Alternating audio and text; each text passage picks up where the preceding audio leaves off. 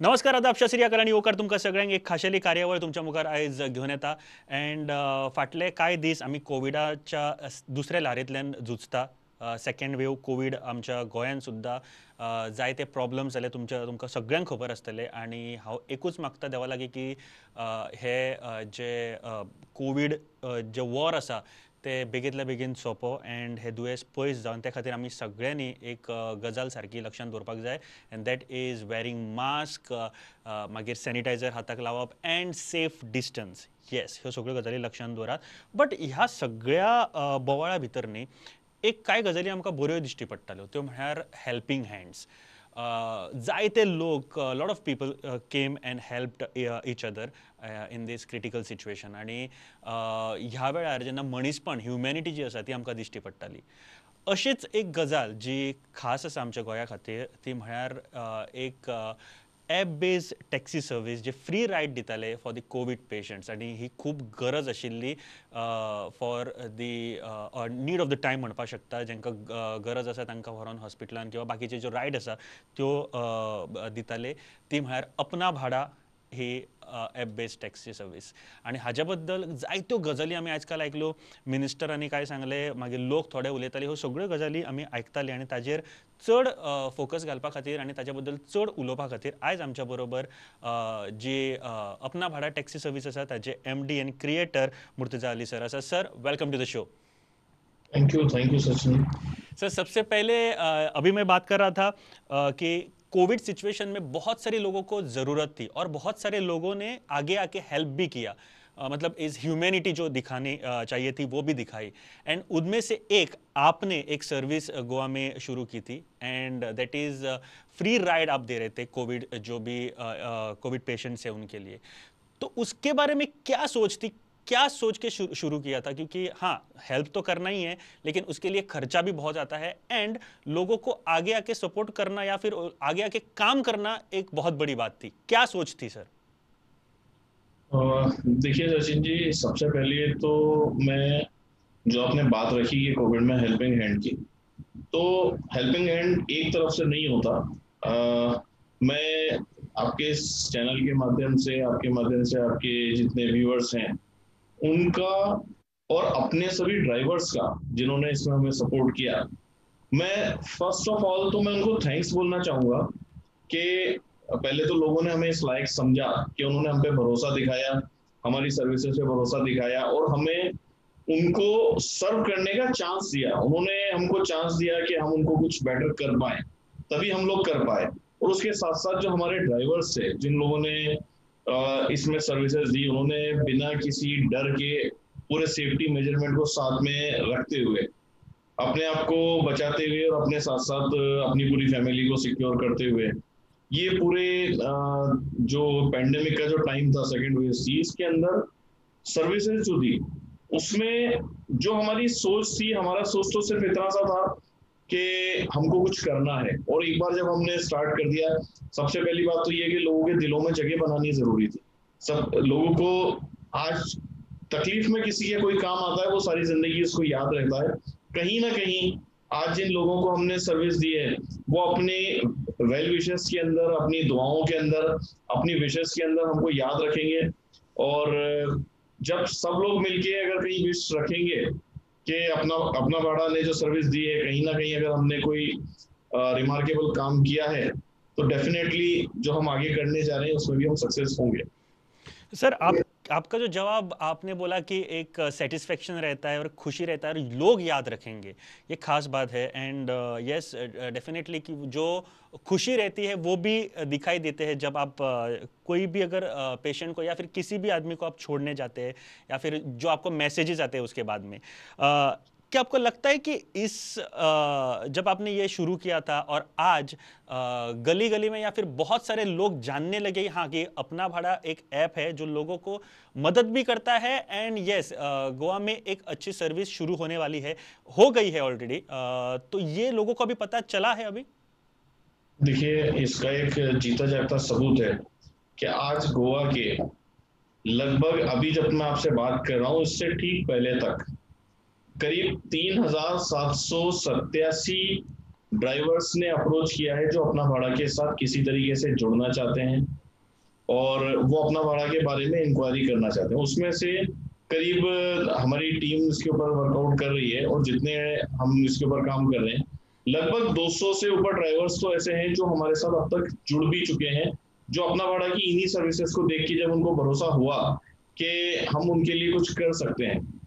आज लोगों ने ये देखा कि जब अपना भाड़ा पेशेंट्स को फ्री सर्विस दे सकती है और उनके लिए सोच सकते हैं, तो जो ड्राइवर जो टीम हमारे साथ जुड़ेगी, हम उनके लिए भी कुछ बेटर सोच सकते हैं। ये सोच के बाद लोग हमारे साथ जुड़े हैं। तो वो जो एक सेटिस्फेक्शन है, वो हमारे लिए एक बहुत बड़ा सेटिस्फेक्शन है कि हम किसी लोग ये पहचाने कि हम कुछ अच्छा कर रहे हैं। ये इससे बड़ा सेटिस्फेक्शन हमारे लिए कुछ नहीं हो सकता। सही बात है सर। एक बात आज या फिर बहुत सालों से चली आ रही है कि ऐप बेस्ड टैक्सी और गोवा के जो टैक्सी ओनर्स है उनके बीच के जो कंट्रोवर्सी है, मैं उसके ऊपर भी आना चाहता हूँ सर, क्योंकि एजिटेशंस गोवा में हाल ही में मतलब अप्रैल या फिर उससे पहले फरवरी में देखने को मिला एजिटेशंस। तो वो उनका एक पॉइंट था कि ऐप बेस्ड टैक्सी नहीं चाहिए गोवा में। मैं आपसे पूछना चाहता हूं कि आप मतलब अपना भाड़ा गोवा के लोगों को या फिर टैक्सी ओनर्स को क्या दे रहे हैं और कैसे फायदा होगा?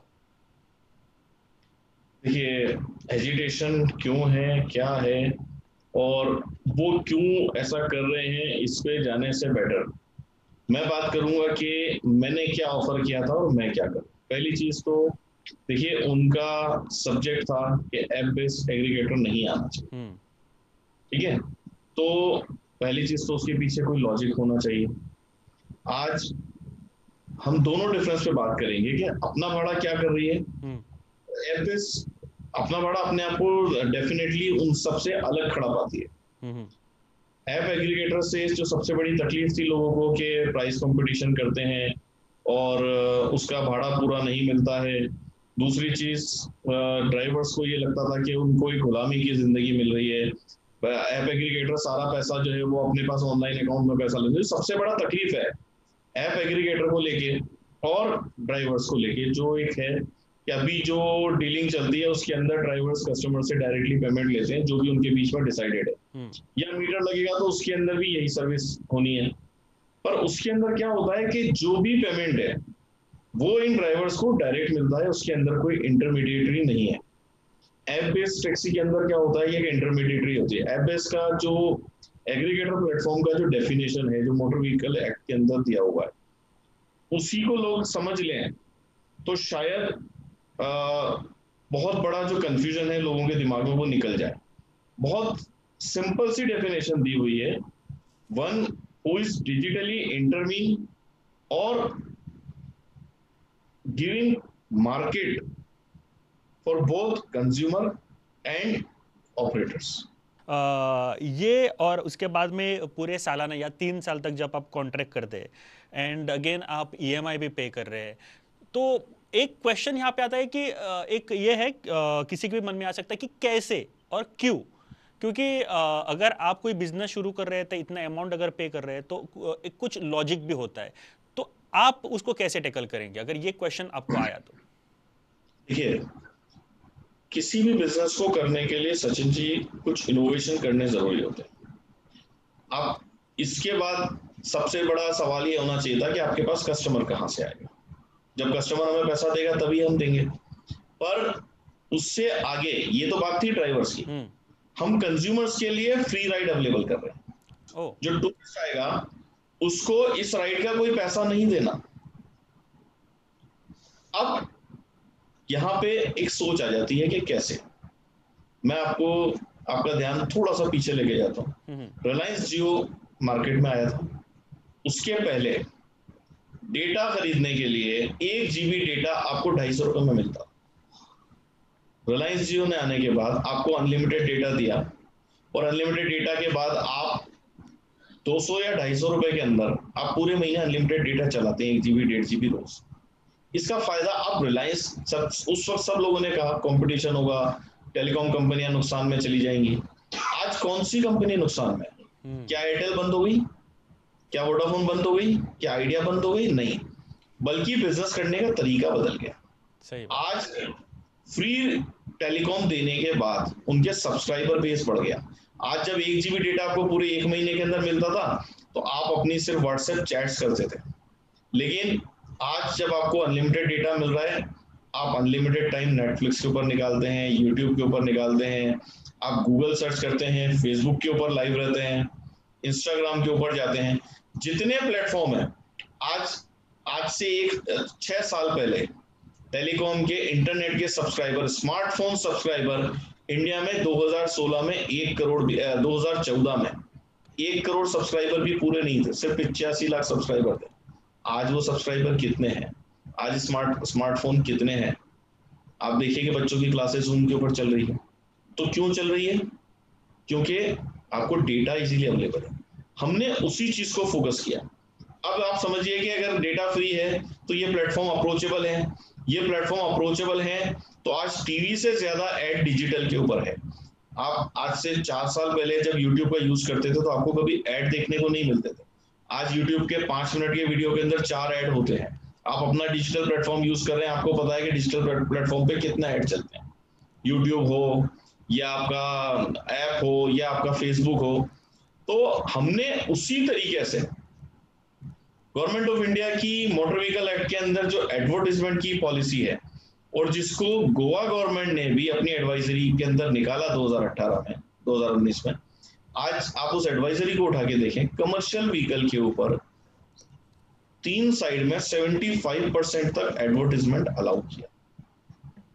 हमने उसको बेस बनाया और वहां पे एडवर्टाइजमेंट करने के लिए, लोगों को अट्रैक्ट करने के लिए हमने इनोवेटिव टेक्नोलॉजी का इस्तेमाल किया जो हमारी मोनोपोली है।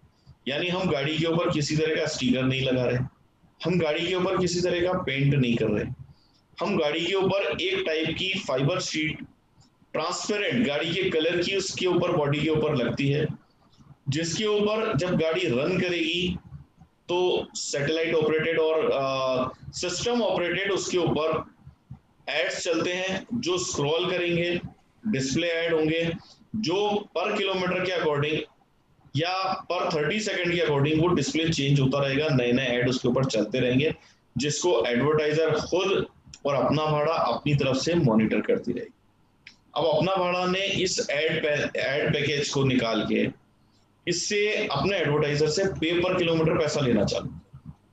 जब हम पे पर किलोमीटर पैसा लेंगे तो हमारे पास इतना सफिशिएंट अमाउंट है कि अपना भाड़ा अपना भी खर्चा निकाल रही है और अपने ट्रांसपोर्टर को, अपने फ्लीट ओनर को ये पैसा उसके रिक्वायरमेंट के अकॉर्डिंग गारंटी इनकम पे उनको देने जा रही है। अब आप सोचिए कि आपके लिए राइड कितना कम हो गया। एक टूरिस्ट जो गोवा में आ रहा है उसका 40% खर्च सिर्फ लॉजिस्टिक के ऊपर जाता है। अगर हमने उस लॉजिस्टिक की राइड को फ्री में अवेलेबल करा दिया तो 35,000 का पैकेज 25,000 में रह गया, 10,000 रुपए बचे। एक्स्ट्रा टूरिस्ट आया तो होटल इंडस्ट्री को बेनिफिट मिल रहा है। वही टैक्सी ड्राइवर जो पहले टूरिस्ट के साथ में जो किसी तरह का झिकझिक हो जाता था या किसी तरह का बहसबाजी हो जाती थी, उस बहसबाजी को हमने खत्म कर दिया, राइड फ्री हो गई। और उस फ्री राइड के बाद भी आप देखिए कि हम आपको मार्केट से ज्यादा पैसा दे रहे हैं। 125 किलोमीटर की तक की राइड का आपको 2500 रुपया अपना भाड़ा एक टैक्सी ड्राइवर को दे रही है, जो एवरेज 20 रुपए किलोमीटर होता है। और 20 रुपए किलोमीटर अगर गैराज टू गैराज आपको मिल रहा है स्टार्टिंग में, तो आपका राइड 40 रुपए किलोमीटर पड़ा, जो किसी भी ऑपरेटर से बहुत ज्यादा पैसा आपको अपना भाड़ा प्रोवाइड कर रही है, जो आपके सर्वाइवल के लिए बहुत अच्छा है। अब सवाल ये आता है कि जो लोग अपना भाड़ा के साथ जुड़ रहे हैं वो उस विश्वास के साथ जुड़ रहे हैं कि अपना भाड़ा काम करेगा, और जिनको ट्रेडिशनल बिजनेस चाहिए उनको प्रॉब्लम हो सकती है। तो ये जो न्यू बिजनेस मॉडल है वो कहीं पे भी मतलब लोगों को भी अच्छा है या फिर जो कस्टमर्स है उनके लिए भी बहुत फायदेमंद है, जहाँ पे उनको राइड भी कम पैसे में मिल सकती है या फिर फ्री राइड्स मिल सकती है। ड्राइवर्स है उनके लिए भी फायदा है क्योंकि आप ईएमआई भी पे कर रहे हैं, उनको डेली बेसिस पे आप पैसे भी दे रहे हैं। क्या है बात जो समझ में नहीं आ रही है लोगों को कि ये बिजनेस मॉडल नया है और ये यूजफुल हो सकता है? कैसे क्या कन्विंस करेंगे सर आप? देखिए, दो चीजें हैं। एक तो यहाँ पे ट्रेडिशनल बिजनेस रहा है, और ऐप एग्रीगेटर जो एक आया भी है उसकी मोनोपोली रही है। तो उससे ऐप एग्रीगेटर के जो बेटर सर्विसेज मिल सकती थी उसमें कहीं ना कहीं कमी रही है। उससे उस पे चलने वाले ड्राइवर्स भी परेशान रहे हैं। एक रीजन तो ये है। दूसरा रीजन ये है कि यहाँ पे जितने टूरिस्ट आ रहे हैं उसके अकॉर्डिंग नंबर ऑफ टैक्सीज ज्यादा हैं, लेकिन क्योंकि यह सीजनल बिजनेस है, इसलिए किसी भी और एग्रीगेटर ने यहाँ पे इतनी कोशिश नहीं करी। हमारा बिजनेस मॉडल डिफरेंट है और हमें पता है कि हम इसको यहाँ से कैसे सरवाइव कर सकते हैं। इसलिए हमारे लिए सबसे अच्छी चीज ये थी कि गोवा में ट्रैफिक टाइम कम है, ट्रैफिक कंजेशन कम है, तो वो गाड़ियां जो हमारे साथ कम अटैच होंगी, हम कम गाड़ियों को ज्यादा रन करके उनकी प्रॉफिटेबिलिटी भी निकाल सकते हैं और अपनी भी प्रॉफिटेबिलिटी निकाल सकते हैं। अभी अगर मैं बात करूं दिल्ली एनसीआर और मुंबई की, जहां पे हम अभी 23 जून से हम लोग स्टार्ट करने जा रहे हैं, क्योंकि गोवा तो हमने एक प्रोटोटाइप की तरह लिया था, तो दिल्ली मुंबई भी हम स्टार्ट कर रहे हैं। तो दिल्ली मुंबई के अंदर ड्राइवर्स आर वेटिंग कि किसी तरीके से हम आए, वो कैसे हमारे साथ जुड़े। क्यों? क्योंकि उनको पता है कि जो ऑफर हम कर रहे हैं वो 12 घंटे में उसका आधा भी वो लोग मेट्रो सिटीज में नहीं ले पा रहे हैं। तो उनको ये पता है कि यहाँ पे इसका रनिंग, उन्होंने ऐप के प्रॉब्लम्स और ऐप के फायदे उन लोगों ने देखे हुए हैं। दूसरी एक चीज जो ये है कि इसको समझने के लिए यहाँ का जो एक आपने जो मैंने जो चीज देखी, वो बार बार मतलब उसकी फायदे नुकसान को ना समझ के उसको हमेशा इन बातों को दूसरे डायरेक्शन में ले जाया गया, जिसमें मैं भी नहीं पढ़ना चाहूंगा कभी भी, क्योंकि वी ऑल आर इंडियंस। सही बात। हम इंडियंस हैं और हमने अपने अपनी कंट्री के लिए काम करना, हमें तो बचपन से यही सिखाया गया। सर, यहाँ पे एक क्वेश्चन मैं आपसे पूछना चाहता हूँ कि अभी जो कंट्रोवर्सी शुरू हुई थी हाल ही में, इसी वीक में, जहाँ पे मिनिस्टर ने कहा था कि अभी तक किसी को परमिशन भी नहीं दी है, मतलब एग्रीगेटर टैक्सी भेज को, या फिर परमिशन देंगे भी नहीं। आपने उनको जवाब भी दिया था। आज के दिन में आपको क्या लगता है, क्या है आपका स्टैंड? देखिए, मैंने मेरे तरीके से मैंने सही जवाब दिया था उनको, लेकिन लोगों ने अपने अपने फायदे के लिए उसको अलग अलग तरीके से उसको इंटरमीन कर लिया। मैं यहाँ पे बहुत रिक्वेस्ट, बहुत रिस्पेक्ट और माननीय मंत्री जी के लिए पूरे सम्मान के साथ में एक बात कहूँ, ये मंत्री जी का अपना पर्सनल स्टेटमेंट था जो कि उन्होंने प्रेस कॉन्फ्रेंस में दिया था, राइट? सही बात। आज उन्होंने ये स्टेटमेंट वेडनेसडे ट्यूसडे यानी 4 या 5 तारीख को उन्होंने ये स्टेटमेंट दिया था, और उससे ठीक 2 महीने पहले जब अपना ये स्ट्राइक चल रही थी ट्रांसपोर्टर्स की, ये टैक्सी ओनर्स की, अप्रैल के मंथ में जब टैक्सी ऑपरेटर्स की स्ट्राइक चल रही थी, तब यही माननीय मंत्री जी का स्टेटमेंट क्या था? App aggregator should come, app aggregator को आना चाहिए, क्योंकि उनके आए बिना, उनको उनका सर्विस दिए बिना टूरिस्ट नहीं बढ़ सकता। अब अगर 1 महीने के अंदर ऐसा स्टेटमेंट उनका आ रहा है, तो स्टेटमेंट तो 1 महीने बाद कुछ और भी हो सकता है। पर मैं किसी और की बात ना करते हुए मैंने रिप्लाई इसलिए दिया क्योंकि अपना बड़ा टारगेट हुआ। मैं आपको बहुत सम्मान के साथ एक बात निवेदन करना चाहता हूँ, अपना बड़ा छोटा सा अपना एक काम कर रहा है। जब मैं आपका पहला, तो मैं आपका इस तरफ ध्यान ले जाना चाहूँ कि मैंने उस दिन भी बड़े सम्मान के साथ एक बात रखी कि अपना बड़ा किसी भी आपके कानून का वायलेशन नहीं करेगा। अगर आपने कानून, आपका कानून है कि मीटर लगाना कंपलसरी है, तो यस, अपना बड़ा की गाड़ियों में भी मीटर लगेगा। मैंने कभी इस बात के लिए डिनाई नहीं किया।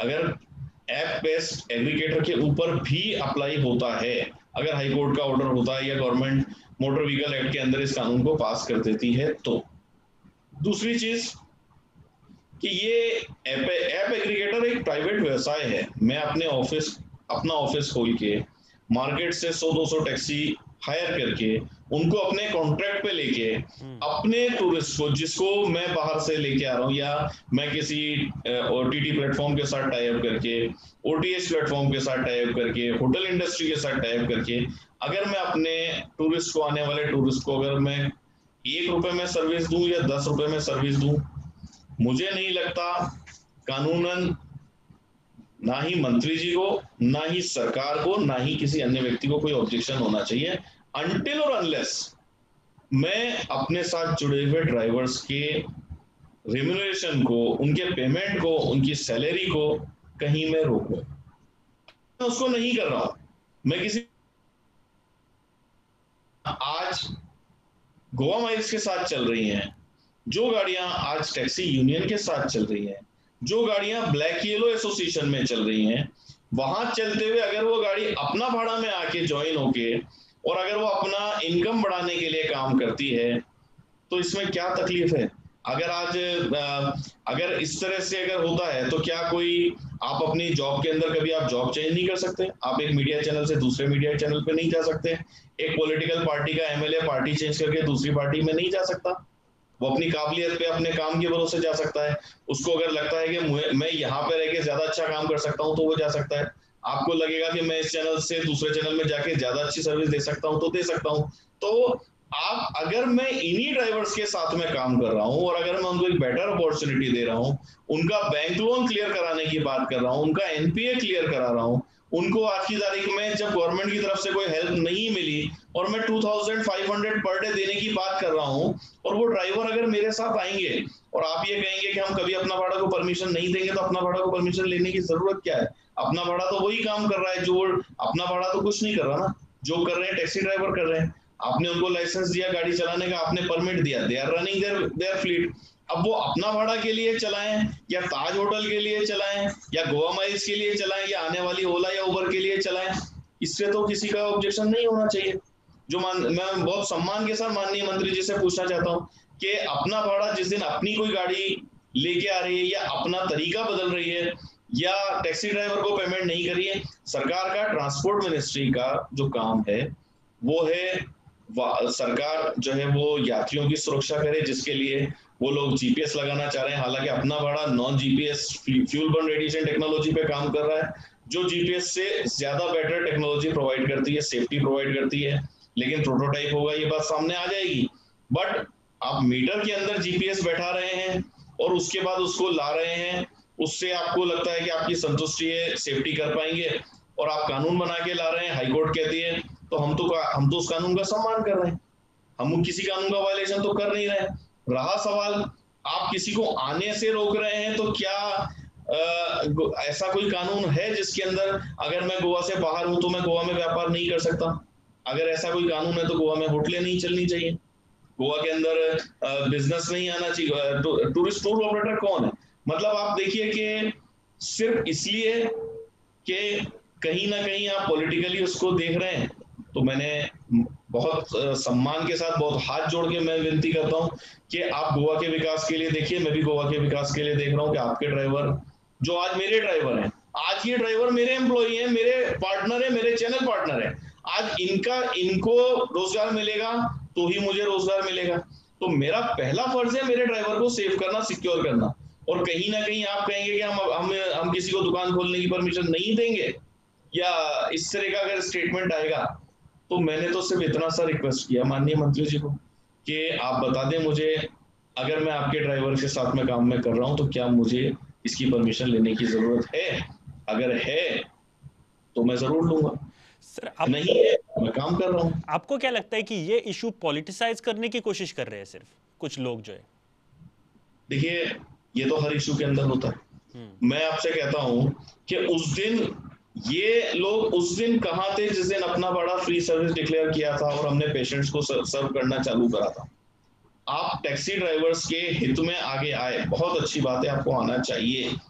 पर उस दिन जब ये टैक्सी ड्राइवर्स को लाके साथ में, आप अगर बहुत अच्छा होता, आप अगर उन टैक्सी ड्राइवर्स के लिए जिन्होंने कोविड में हमको जो है वो सर्विस दी, हमारे पेशेंट्स को एक जगह से दूसरी जगह पहुंचाया, आप अगर उन टैक्सी ड्राइवर्स के सम्मान में दो शब्द बोलते और उसके बाद अगर आप किसी को क्रिटिसाइज करते तो ज्यादा अच्छा लगता। सही बात है अगर सर। आप किसी को क्रिटिसाइज करने को पॉलिटिक्स मानते हैं तो किसी का सम्मान करना भी पॉलिटिक्स है। सही बात है सर। मुझे लगता है बहुत सारी बातें आज के इस एपिसोड से क्लियर हो रही है, यानी कि अगर आपकी जो बिजनेस मॉडल है अगर वो शुरू भी होता है तो विन विन सिचुएशन काफ़ी सारे लोगों के, कस्टमर्स को, सचिन ड्राइवर्स जी, को। मेरा बिजनेस मॉडल तो शुरू हो चुका है। मैं तो गोवा में सर्व कर रहा हूँ, जी ये हाँ, अलग बात है, टूरिस्ट नहीं आए। जी हाँ सर। लेकिन कुछ लोगों को अभी तक समझ में नहीं आ रहा है, उनके लिए मैं बोल रहा हूँ कि हाँ, यस, विन विन सिचुएशन है ड्राइवर्स के लिए भी, क्योंकि उनकी ईएमआई भी, किस्तें भी बाद में भरनी नहीं पड़ेगी, क्योंकि आप जब कॉन्ट्रैक्ट साइन करेंगे तो पूरा आप देख लेते हैं। Then they have 2500 every day, उनको 3 साल तक मिल रहा है। एंड लाइक यू सेड 3787 लोग ऑलरेडी आपसे जुड़ने की कोशिश कर रहे हैं, एंड 200 लोग आपके साथ जुड़ चुके हैं। सो आई थिंक आने वाले समय में बहुत हमें चेंजेस देखने को मिलेंगे, एंड बहुत सारी बातें हैं जो आज के इस एपिसोड में कंप्लीट नहीं कर सकते सर, लेकिन यस डेफिनेटली और एक बार हम मिलने की कोशिश करेंगे आपसे, क्योंकि बहुत सारे बातें, मतलब जो मीटर्स है, टैक्सी मीटर्स है, उनके ऊपर भी, या फिर बहुत सारी सोच है लोगों के दिमाग में भी, वो भी क्लियर करने की हम कोशिश करेंगे।